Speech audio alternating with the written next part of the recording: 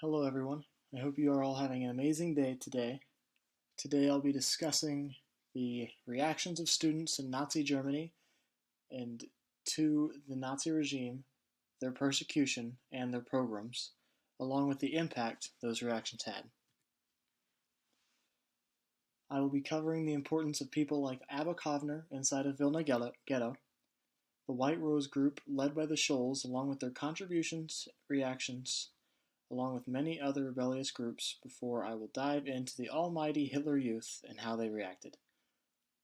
Hitler Youth was the majority of the student population. There were a wide range of reactions, from regular protesting to violence to simple compliance with Nazis. Although some students in Nazi Germany made great impacts against the Nazi regime, or at least attempted to, the majority of students complied with the Nazis under Hitler Youth to make the party stronger. In theory, the Nazis won the battle at the student level, as they were able to overthrow any rebels from within with their mass number of military and Hitler Youth students in training.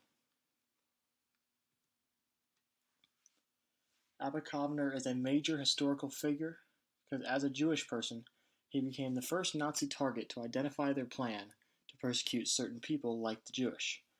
He found himself trapped in Vilna Ghetto as he was studying in Vilna, which was previously Lithuanian territory, before the Nazis took it over.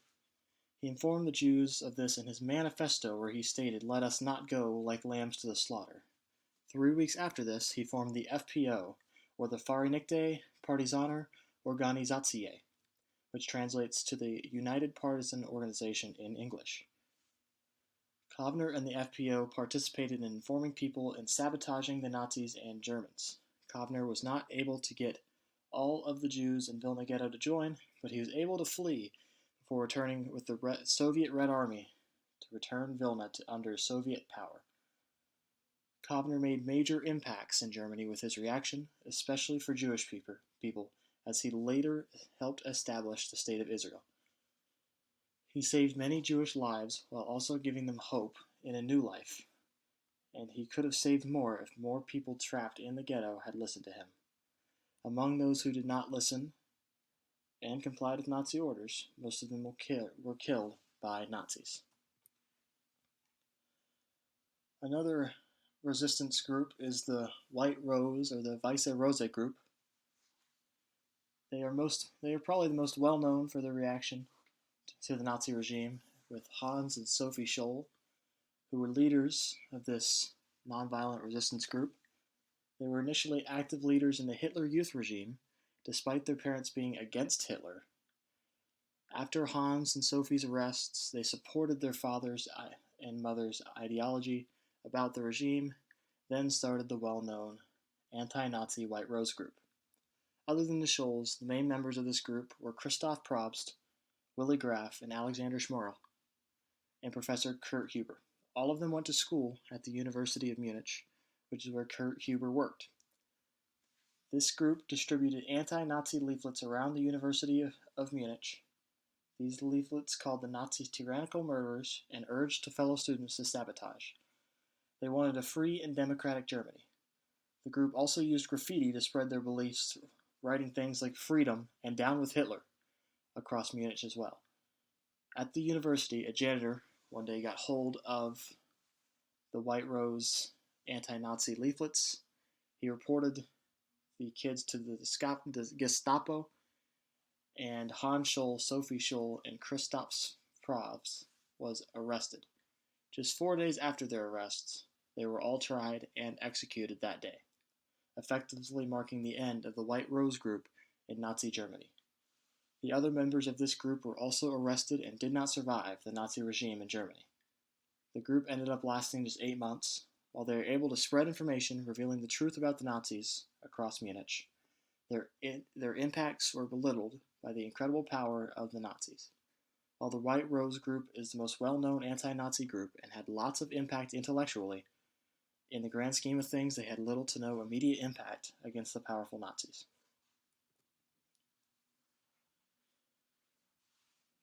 The Edelweiss Pirates were a loosely organized group who did a numerous amount of different activities in spite of the Nazis, and especially in spite of Hitler Youth. which they all refused to join. They were known for their slogan, Eternal War on Hitler Youth, signifying their disagreement with every single detail of the program and regime.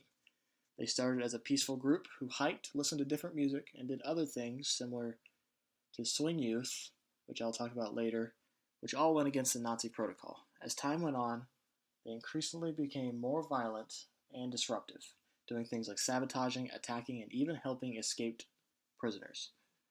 The Edelweiss pirates became viewed as a political opponent of the Nazis, although one pirate claimed they were not against Hitler Youth, they just wanted Hitler Youth to leave them alone. These groups were eventually captured and arrested, as Nazis banned them for their disobedience. The Edelweiss pirates went further than anyone did in terms of going against the Nazis, but yet they still were ineffective in accomplishing anything significant against them. Swing Youth, much like the Edelweiss pirates, were a non-violent resistance group at first, but the difference is Swing Youth stayed that way. They were located in Hamburg and Berlin, and they used disobedience as their form of rebellion against the Nazis. They went around and listened to American and British music, especially jazz, instead of the Volkisch music that was approved by the Nazis. This group was an upper middle class group, mostly, who was known for their interesting outfits, which also went against Nazi rules. They wore dancing shoes with stylish jackets and scarves, while holding an umbrella a lot of times, regardless of the weather.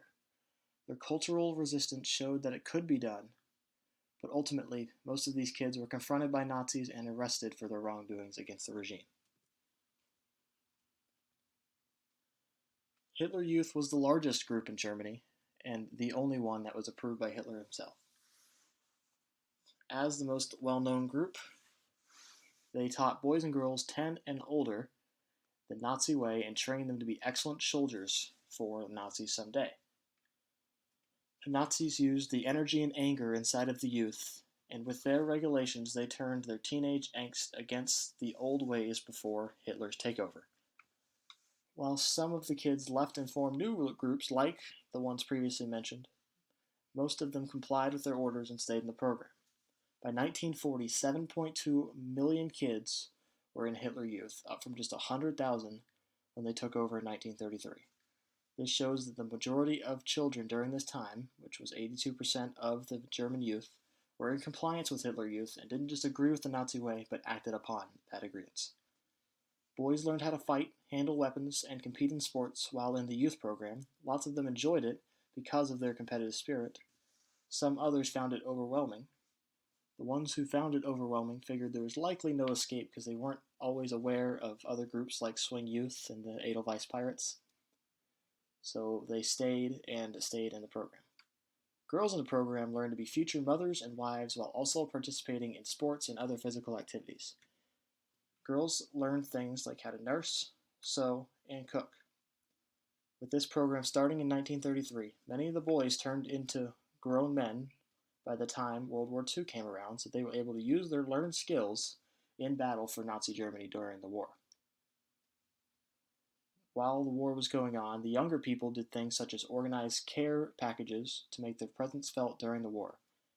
Lots of them were also stationed in territory that was previously German before the Treaty of Versailles gave it away, but was no longer German. As the war went on, these kids would provide a major role in relief in German cities that had been struck by the Allied forces, while also some of them carried out massacres like they did in France, even though most of those kids were only 16 or 17 years old. Other members worked as doctors, police, or nurses, all playing a huge role in the German war effort inside and outside of the borders. The program wasn't completely smooth, however, as the kids in the program gained special privileges from Hitler and the Nazis that not even their parents could get, leading to some household authority issues.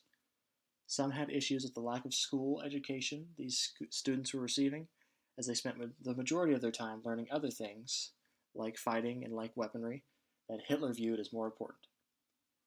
Eventually, as the Nazi regime was defeated, Hitler Youth approached its end as it was outlawed after the war.